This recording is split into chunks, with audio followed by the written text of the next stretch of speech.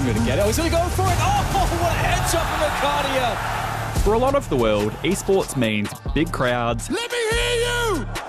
Big tournaments. A consistent threat. And for the top players, big money. 300 grand playing Counter-Strike 2. Almost $500,000 playing Honor of Kings. And $28 million for this team who are really good at Dota 2. But here in Australia, esports is sort of down on a different level. It's a pretty stark difference. Members here at the Adelaide Uni Esports Club reckon Aussies don't have enough chances to compete at big tournaments. A lot of them are hosted through universities, so this is a great place for us to be, but there's not a lot to progress to. We got like $100 each, which was good as uni students. How does that compare to what's available internationally? Oh, nothing. Yeah, it's worth nothing. So, are Australia's esports players getting left behind? I can't lie, obviously I feel like Australia is a little bit behind compared to other countries in the world. At just 19 years old, he's certainly no veteran, although This is Mark Zachary, also known as Mark 11. He's better at FIFA than literally anyone else in the country. So good it kind of annoys his mates. I don't actually play them anymore because I'm not allowed to. I'll just get abused and yelled at if I play with them because I just win every game. Mark spends up to 10 hours a day on FIFA, plus regular soccer a few times a week. And it's a passion that's taken him a long way from his home in Melbourne.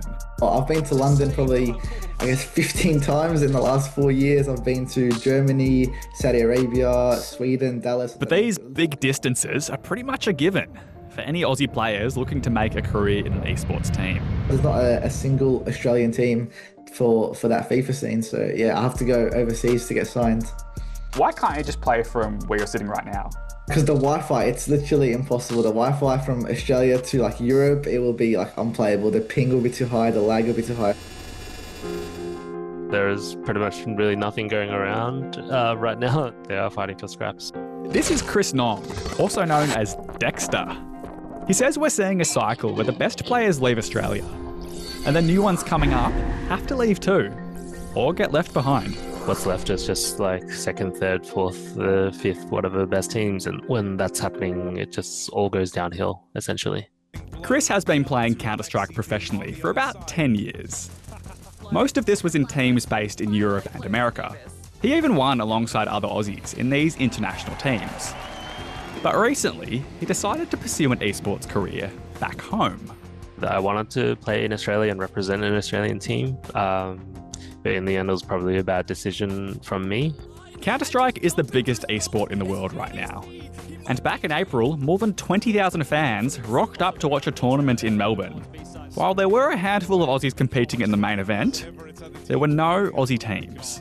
It's just how it is with the scene right now. From my perspective, I'd rather have the international team represent what can be achieved so that people can come and support the industry in Australia rather than just expect Australians to get a free spot in one of these huge competitions. He reckons part of the problem is in Australia, esports just isn't taken as seriously as traditional sports. It's really, really difficult for anyone that isn't in the best team to kind of say, I want to be this representation for Australia and pursue that journey. Top esports players in Finland and France have met their country's leaders. But when Mark had a big result on the world stage, he says the response at home looked a bit different. I finished second in the world 2 years ago, and I don't think anyone knows my name here, so that's a difference, I guess, between Australia and the other side of the world. Do you think you'll ever meet the PM? No, I don't think so from FIFA, no. Dr. Craig McNulty is an exercise physiology esports researcher.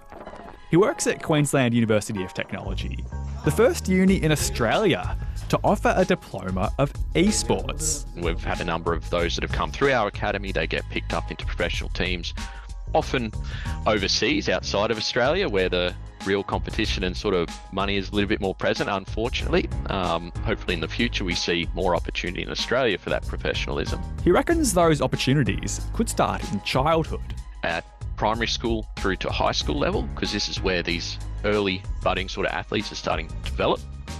I didn't know esports were a thing in Australia when I was in high school. Tons of kids play games but then playing games competitively and with a team is something that's sort of completely invisible in that area, despite like how popular video games are for young kids, all right? Last year, the International Olympic Committee actually announced an eSports spin-off. And the first one will be hosted in Saudi Arabia in 2027. Dr. McNulty says this will only make people take esports more seriously. And because we do so well in traditional sports on the Olympic stage, he hopes Australia can bring that energy into esports. We know what we're doing within the sports space. We know how to develop athletes. We compete at a very high level across a number of sports. But, like a lot of people in esports, he'd still love for a government to better support it, including at the school level, and really just give the industry proper attention.